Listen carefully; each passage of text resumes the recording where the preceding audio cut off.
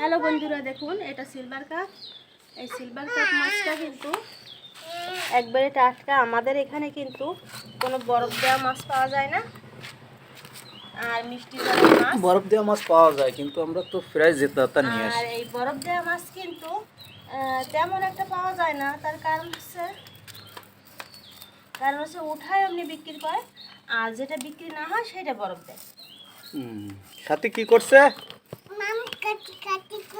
তো এটা silver cup মাছ, এটা হচ্ছে যে বেশ বড় মাছ, দেখতেই ওর সাথে পাচ্ছেন। এটা কি মাছ? আচ্ছা, সাথে সাথে মাথাটা খুব ভালো লাগে কাটতে।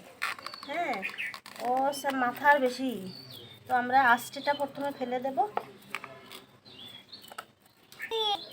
এটা কি মাছ? সাথে কি সাথে কি করছে?